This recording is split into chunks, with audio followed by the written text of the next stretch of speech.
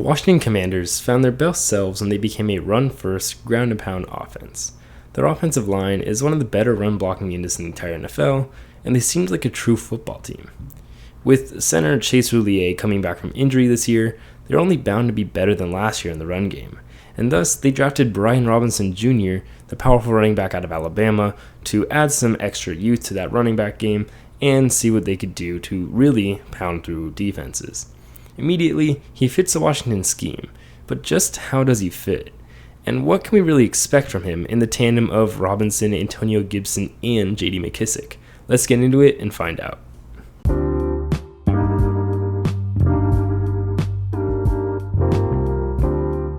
What's up, guys? I'm Tyler Coker, and I'm your host for today's episode of Today with Tyler. I hope you enjoy. Let's first look at the trait Robinson is known for and what really caught Washington's eye: his strength. He is more than willing to run through tackles and often takes more than one defender to bring him down at all. He will meet defenders head on and rarely can ever be tackled without gaining ground or at least falling forward. And if you don't manage to get a straight shot at Robinson, he will bounce off of contact and continue to play with a noticeable balance, which is crucial to be a power back at the next level.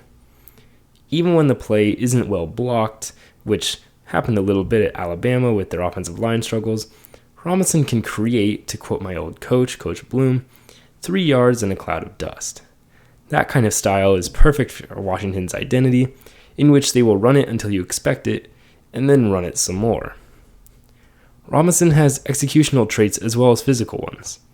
Despite lacking an impressive burst or any sort of speed, Robinson's agility is shocking, especially as a power back. He can sell one direction before sharply cutting another way, and since defenders have to hit him square to even bring him down, they are even more likely to bite on that first sell since they have to unless they miss their tackle. As evidenced by Alabama's running scheme and was very evident all throughout the season, Robinson also boasts the vision to make reads with the ball in his hand, which will help go from 3 yards to 8 before getting dragged down by the entire defense.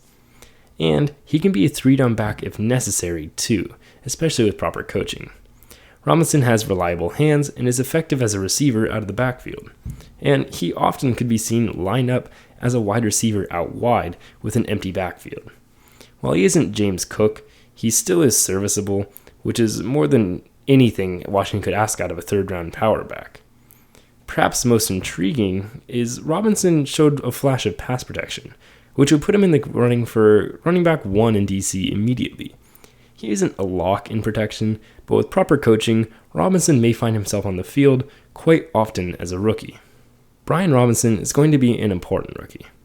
In a system that needs to run first to limit Carson Wentz's mistakes and take advantage of a good offensive line, it only makes sense that a running back like Robinson would see the field often. Despite the plethora of talent in that running back room, with even the running back 4 having potential in Jarrett Patterson, who you may remember from running 8 touchdowns in one game at Buffalo, he very well may find himself running through linebackers on Sunday.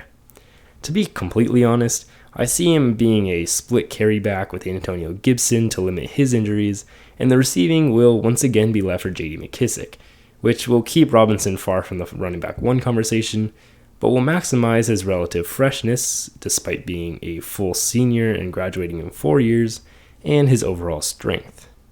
Thank you for listening. I hope you enjoyed. For those of you still listening, thank you for listening all the way through, and I'd like to give a special shout out to my friend Pranay, who you may recognize from the Los Angeles Chargers breakdown video, but he also does a lot of media editing, and so he made the intro for today's episode. Thank you, Pranay. I really appreciate it. Go check him out. His YouTube account is in the description. His name's DeHooper. And also, thank you for listening to a shorter episode in kind of a different format because I am going out of town for the Junior Olympics for baseball. So I'll be in Arizona melting for the next week. So hopefully I can get out another episode next week. But I appreciate you sticking through this one since it is a little bit different than what I normally put out. Thank you. I hope you guys have a great week, and I'll see you on Sunday.